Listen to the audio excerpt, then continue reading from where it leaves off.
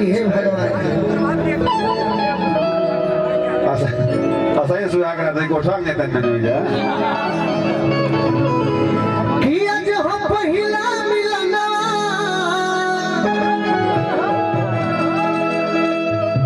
मिलल सजनी के साजना हमारी अंग अंग गुलाब। अच्छा प्रभात भैया अखिलेश भैया बैनर बनौले वाली सब है दुगोला के अनुपमा तो अभी राहे में बड़ी एको बतिया हमार सुनली न तो जवाब कैसे दिखे। अच्छा वो गोले गई वही निकल बात हमारा बात के जवाब भरी दियात कहाँ वो केहू से वो लोग जवाब दे तो नहीं लोग बिना मतलब के हम सही कहता नहीं तो दुख मान जाता। हां ये पूरा सुहाने आई रे कि हमारे अंग अंग गुलाब नियन खिलल बाबा दनवा। अरे सुनी सुनी भगवान जन बिहार होखेती सुनी सुनी एमे आज मेरा कठिन के सुनी सुनी भगवान अरे जन बिहार होखेती। रानी जनी हजे रोल ऐसा करे के बाद कि जनी हजे ही तहरा रूम के गेट हो है रूम के गेट हो अभी चौकट पर लात पड़ले बा तले अपना मरद के देखले बड़ू तो बेचैन होके कहता कि ये हबे राजा जी के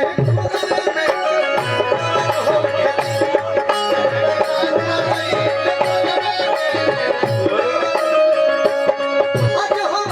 पहिला मिलना मिलल सजनी के सजना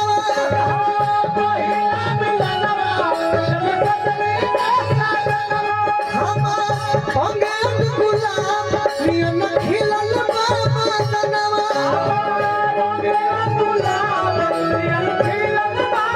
सुनी सुनी भगवान जन बिहार होखेती सुनी सुनी भगवान जन बिहार होखेती। हे प्रभु जी ओ माय लॉर्ड हे धरती खाता के नसना तोड़ जाए आज राजा जी के कोरा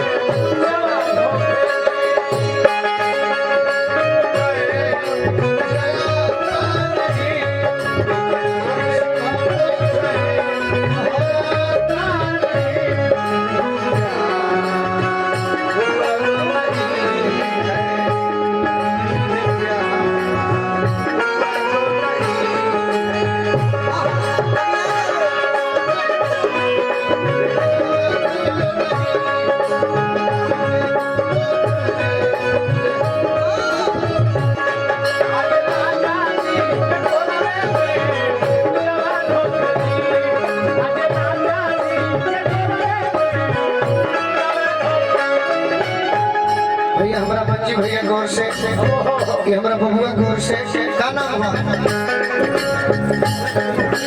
नीरज जा बोले रहा हमारा भतीजा बालन मंजी भैया के सुपुत्र हमारा ललन भैया गौर से हमारा मंजी भैया गौर से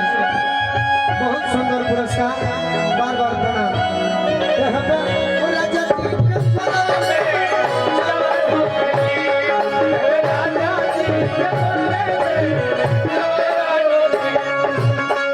राजा जी के उठावा में उठ जब साथी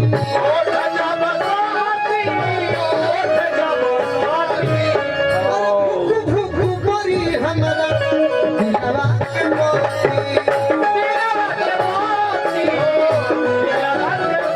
हे भगवान जी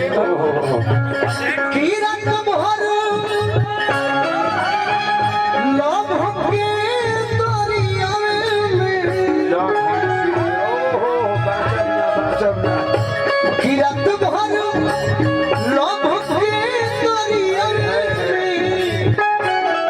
गोता लगाओ और गोता लगाओ नेहा होखे दी